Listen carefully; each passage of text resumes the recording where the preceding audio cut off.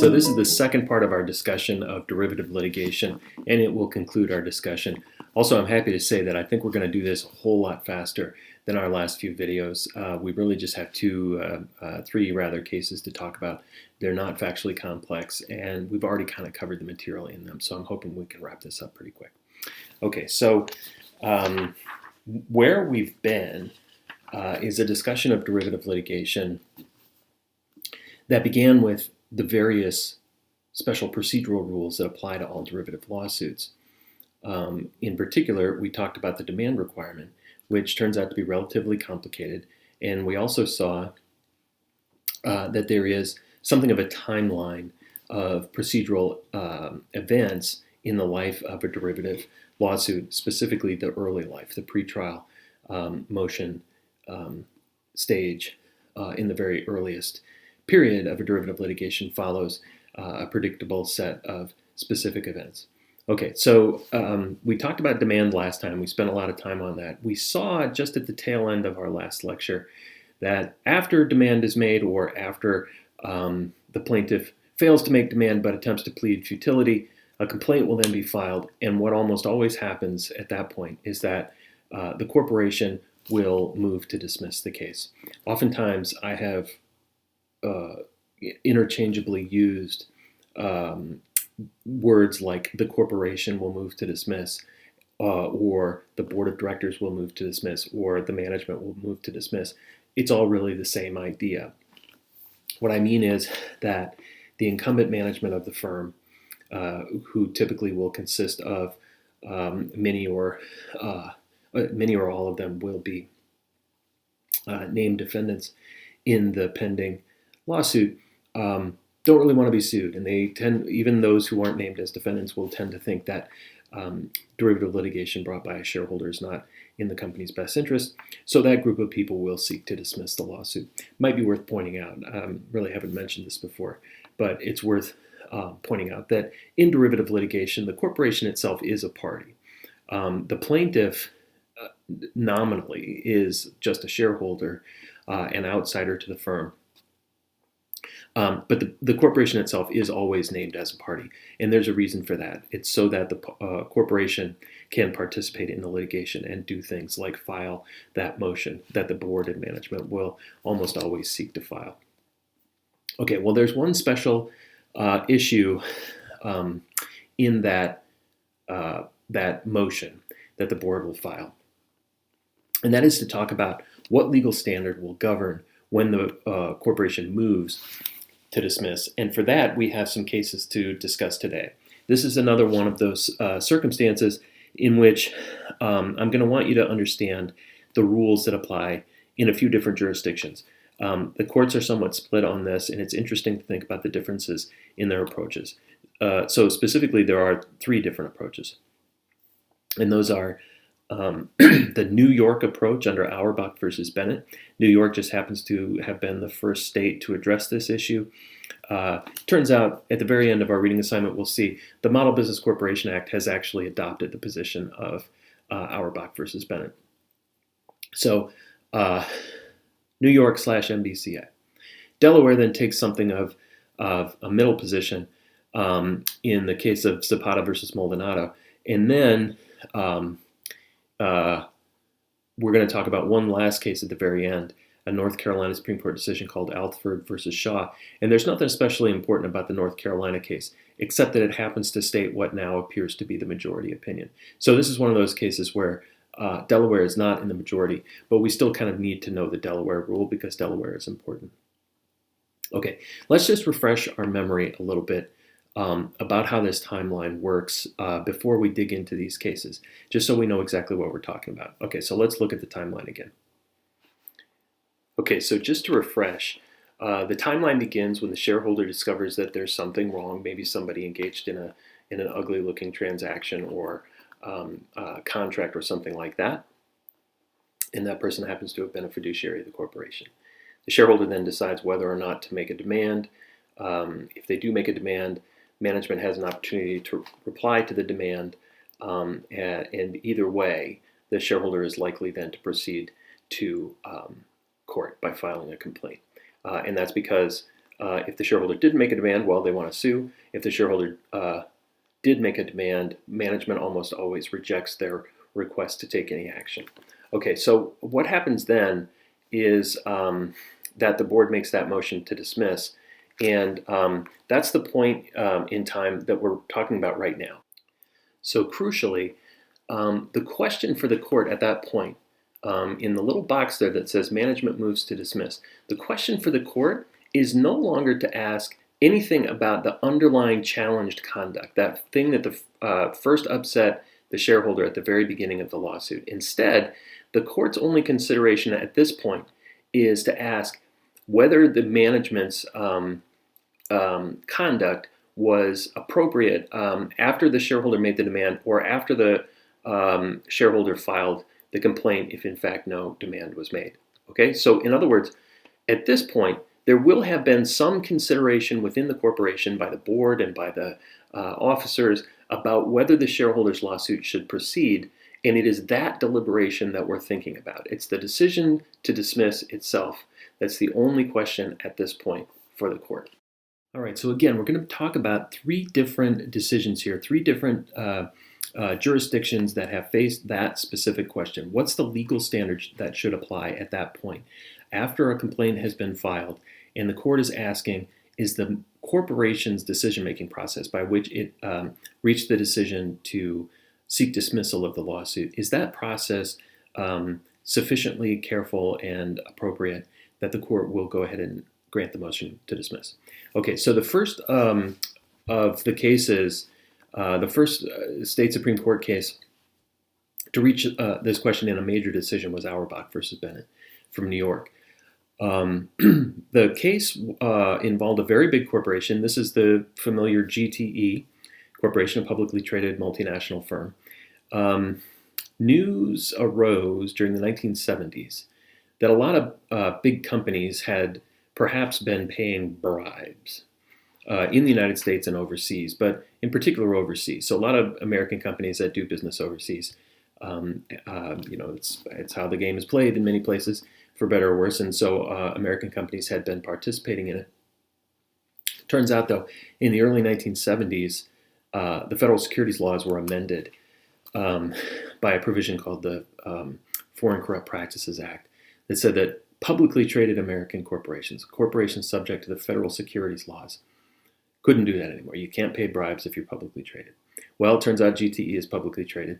The board of this company were fastidious. They were very careful. They meticulously took their duties seriously. And as news grew that foreign American companies had been engaged in FCPA violations, GTE decided to investigate its own internal conduct. Again, they were meticulous. They were very careful. GTE hired a super fancy Washington law firm called Wilmer Cutler Pickering. They also hired a company that in its day was one of the great accounting firms in the United States, although it no longer exists. It died during the Enron scandal. That was Arthur Andersen. But anyway, they hired these big fancy firms to take a look at its books and investigate what may have happened. And sure enough, they found that there was really very serious violations of the FCPA. There had been a lot of bribery of foreign officials and also U.S. officials. And indeed, the conduct went to the very top of the corporation. It turned out that 4 members of the board of directors were personally involved in these violations.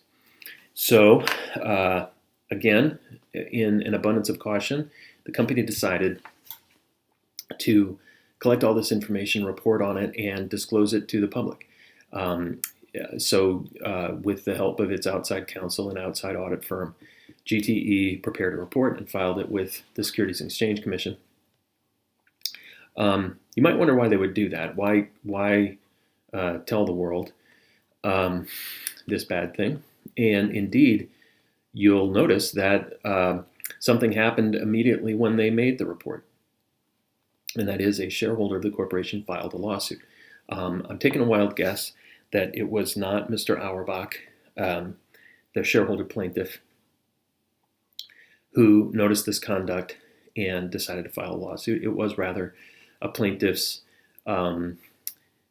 shareholder derivative lawyer who saw the news and decided to file a lawsuit because there was money in it, and found an appropriate plaintiff to stand in. The reason I point that out is because you might wonder, if it's like that, like if you report any bad thing and immediately you get sued by a plaintiff's lawyer and the shareholder that they found to act as plaintiff, why would you disclose it? The answer, I think, is pretty simple. This company is a public reporting company, and this was a material event in its life. And corporations that are in that situation simply have to disclose material events, even if they're bad. So I think that's probably what was going on. They were trying to do their best, trying to comply with their disclosure obligations under the federal securities laws. Be that as it may, they got sued. So this company, again, being very cautious and dotting the I's and crossing the T's, they decided to do their best to very carefully review this lawsuit and see what they should do about it. And they did a particular thing. Now, we've discussed board committees before. When we first talked about boards of directors, we learned that under the Model Act, just like the statute of every other jurisdiction, boards can create committees of less than all of their members. They can give those committees the power to take any action that the board itself could take. And the reason that boards make committees, there could be more reasons than one, but the main reason they do it is precisely because of cases like this.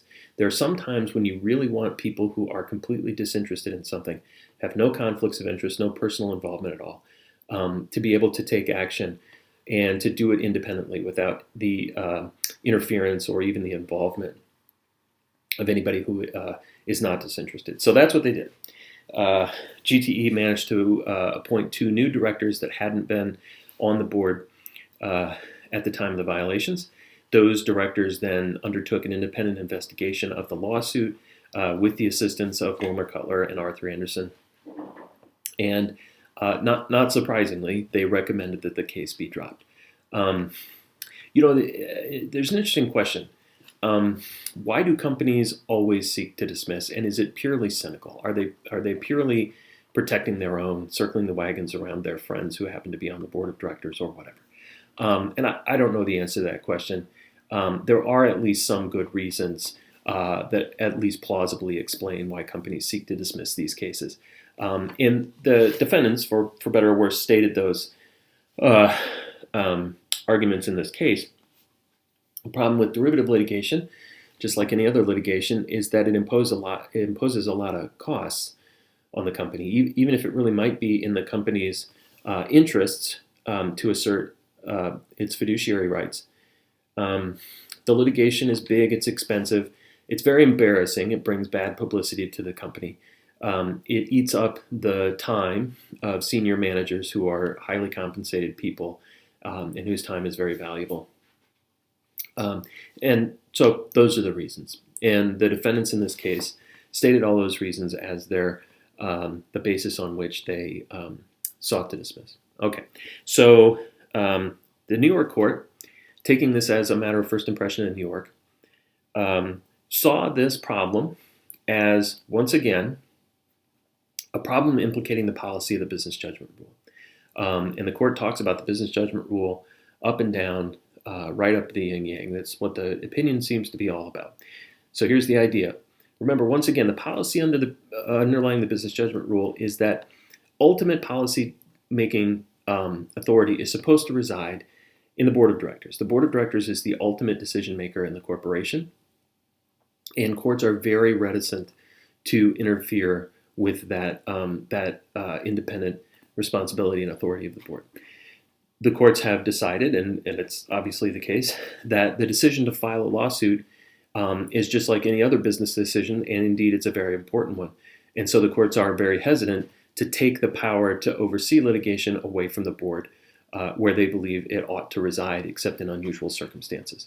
So the courts that have reviewed these board motion to dismiss cases, which are also oftentimes referred to as special litigation committees, because typically boards, if they can, will appoint disinterested directors who aren't named defendants or who who weren't around when the challenge conduct occurred. They'll appoint people like that to a committee to handle the thing, to avoid conflicts.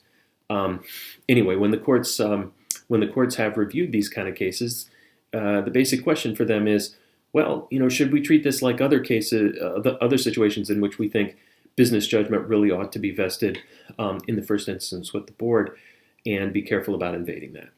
Well, New York's answer to that question is emphatically that yes, the decision to sue or to maintain litigation ought to stay with the board except in rare circumstances, and in particular, where the board can establish independence, the independence of its decision-making process, courts will apply in New York the business judgment rule. Okay, so let's just be very clear about what this means.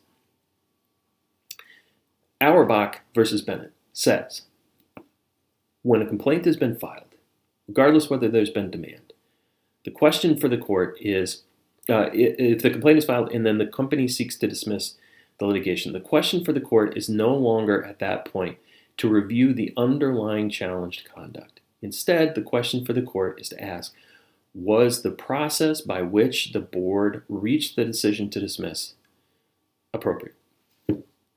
So in Auerbach versus Bennett, the New York Court of Appeals is not asking whether the underlying violations of the FCPA, the underlying bribery conduct, was bad or was disinterested or anything like that. The only question for the court is, was the decision to seek a dismissal of the case appropriate? And the court says, so long as the decision-making body was independent, was not conflicted, wasn't personally involved in the illegal conduct, isn't dominated by someone who was, etc., then the business judgment rule applies.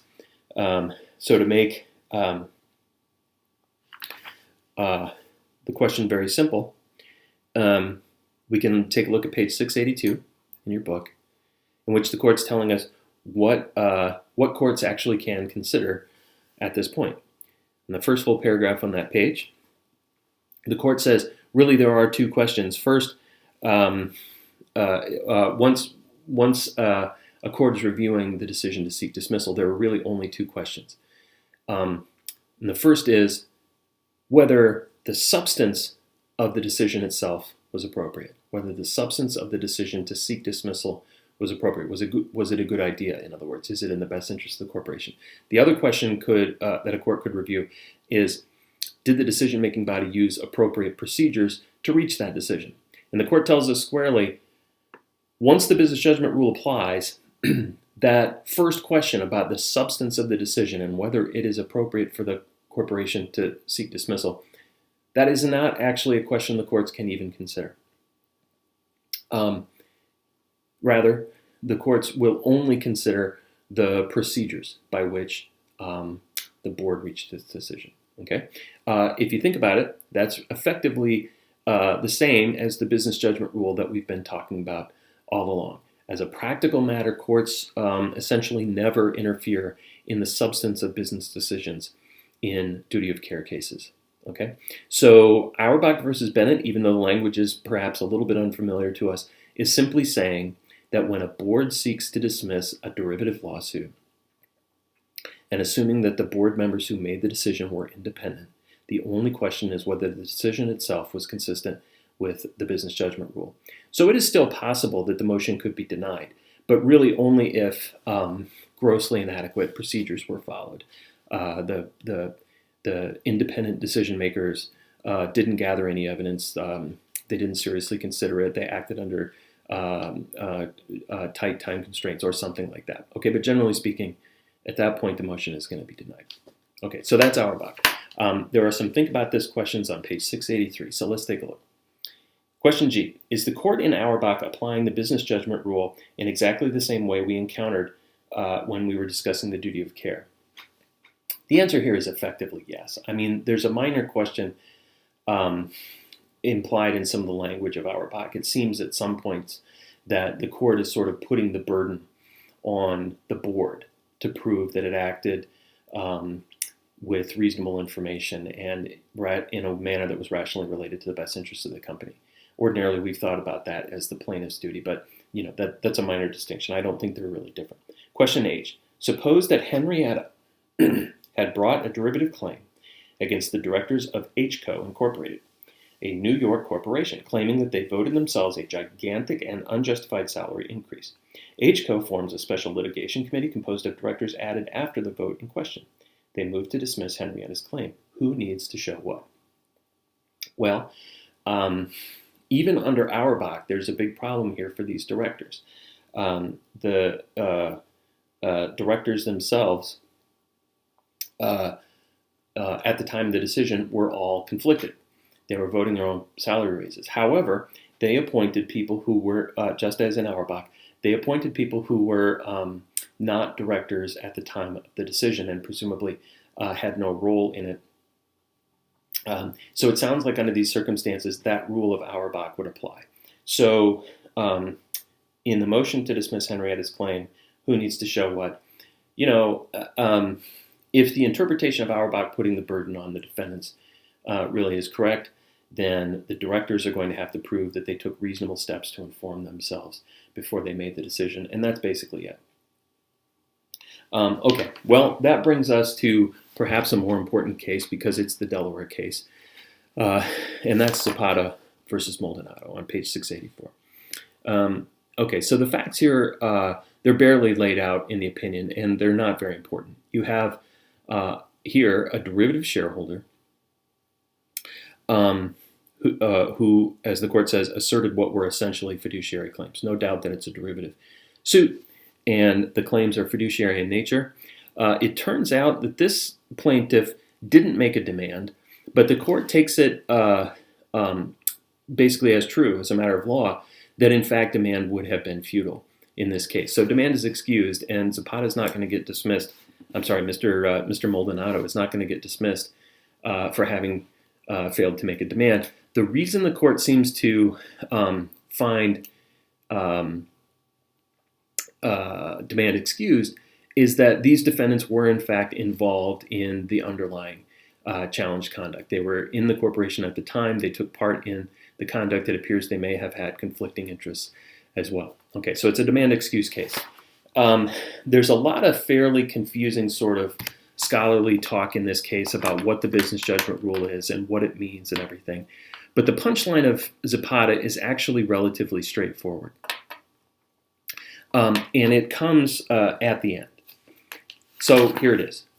Zapata tells us on page 688 that in a demand excused case, when the board seeks to dismiss a lawsuit that's been filed, the court does not actually apply the business judgment rule in the same manner as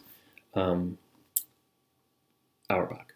Instead, the court, that is the Chancery Court at the trial level, in reviewing the corporation's motion to dismiss the derivative lawsuit, asks two questions. The first is that the court should inquire into the independence and good faith of the committee and the bases supporting its conclusions. That is, those directors who sought to dismiss, the court has to review their independence and the basis on which they made their decision. Limited discovery may even be available.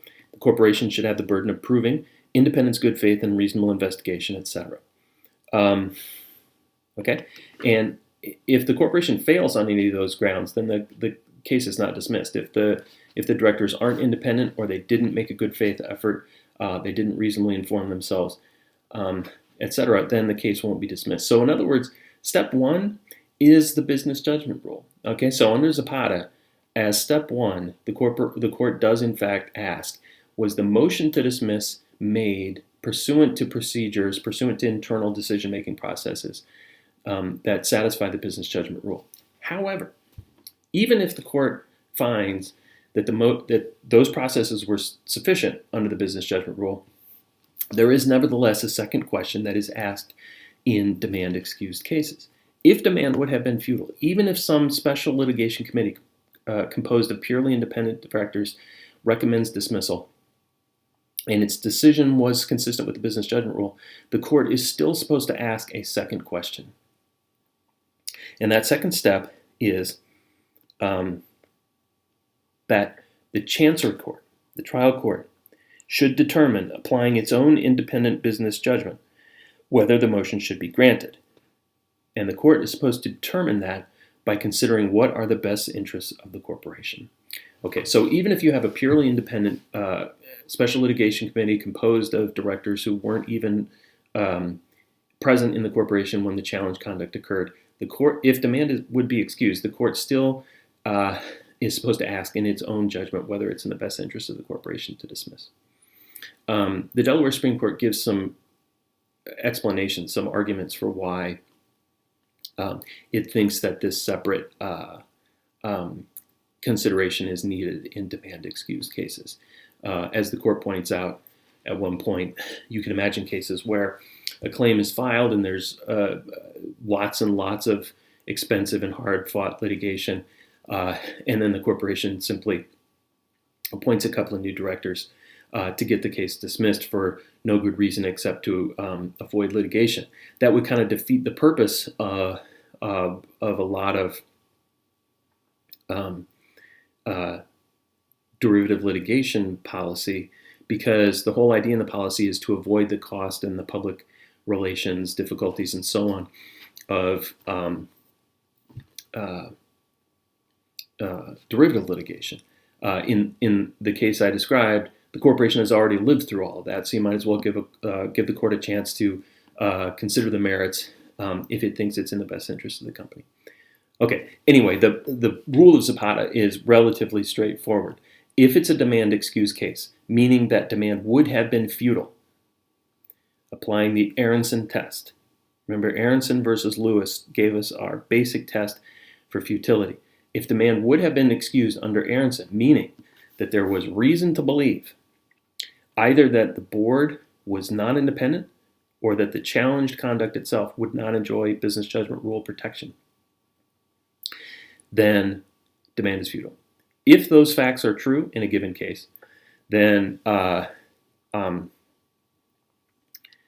Zapata, the board, the management, the corporation cannot get the case dismissed simply by making a motion consistent with the business judgment rule. It also has to persuade the court that it is in the best interest of the corporation not to proceed with the lawsuit. Okay, now let's just review a little bit of the complexity that then follows in Delaware because of cases like Grimes versus Donald. Remember, Grimes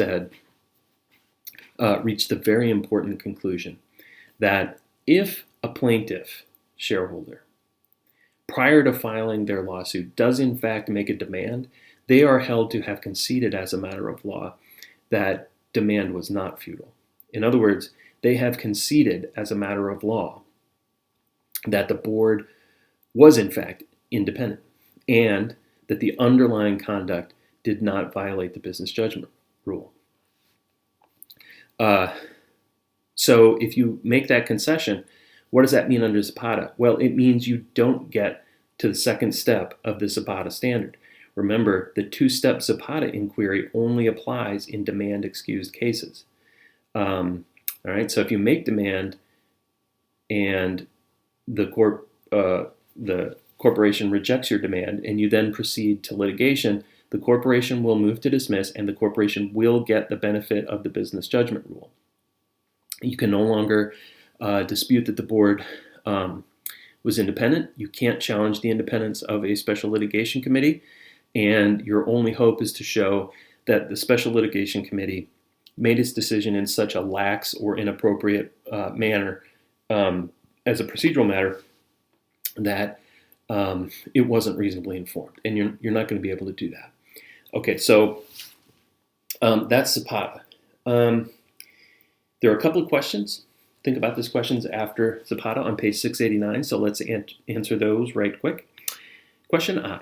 Aronson was decided after Zapata. Kind of interesting. Is Zapata a case that would satisfy Aronson's standards for excusing demand? The answer is probably yes. We don't really know because we don't get a lot of the facts from the opinion, but the answer is probably yes. Remember, in Zapata, Maldonado didn't make demand because the directors were personally involved in the underlying conduct and they appeared to have conflicting interests. So under the Aronson test, the first question you ask under Aronson is, was the board independent? And it appears that they weren't. So probably demand would have been excused even after Aronson was decided. Question J. Suppose that Maldonado, the plaintiff in Zapata, had made demand on the corporation. Remember, he didn't, but let's assume that he did. And it then formed a special litigation committee composed of independent directors. The special litigation committee concluded that it was in the corporation's best interest to dismiss the litigation. What test will apply? And the answer is business judgment rule. And that is because, again, Grimes versus Donald says that if you make demand, you have conceded that the board was independent and therefore the demand was not futile. Okay, so that's Zapata. The last thing we have to talk about is a different rule applied in many jurisdictions that appears to be the majority rule, and that is stated in the case of Alford versus Shaw on page 689. But at this point, stating the rule of Alford versus Shaw is actually quite simple. Turns out, Alford versus Shaw simply says, we're going to apply the Zapata test, the two-step Zapata test, in all cases, whether or not demand was futile. So let's say a plaintiff shareholder makes demand, it's rejected. The plaintiff then proceeds to litigation. The corporation will seek to dismiss. Under these circumstances in Delaware, the Delaware courts would say, well, if the motion to dismiss itself was made consistently with the business judgment rule, then we'll dismiss, which is to say the courts will always dismiss effectively. But in North Carolina and a majority of jurisdictions, the courts say, even so, we're going to make an independent determination, we the judiciary, about whether proceeding with derivative litigation is in the best interest of the company, even if demand would have been required under Aronson. All right, and it's just as simple as that. Now on page 690, we set out some provisions from the Model Business Corporation Act. As I said in the beginning, the Model Act simply takes the view that Auerbach is the law. In other words, quite the contrary of the majority of jurisdictions, the Model Act simply says all board motions to dismiss are protected by the business judgment rule. It's slightly more complicated than that, but it's not really worth digging into. So long as the board or a special litigation committee is independent, the effort to dismiss will be given the benefit of the business judgment rule. Okay, so there are a couple of questions on page 691, and then we'll be done for this lecture. Question K. How does the MBCA approach seem to differ from the approaches represented in Auerbach, Zapata, and Auer? And the answer is it's Auerbach. I mean, we've already kind of covered that. Question L. Considering only the context of cases brought where demand is excused, would you expect more or fewer dismissals to be granted under the MBCA approach compared to Zapata? I'm sure there might be nitpicky distinctions, but the answer is basically, in that case, it would be the same. Under the MBCA, you always apply the business judgment rule. Under Zapata, you apply it wherever demand is in fact required. In other words, in any case in which demand would not be futile in Delaware, the courts will apply the business judgment rule to the board's motion to dismiss. So that's the same as the MBCA. Okay, and that's it for today. See you next time.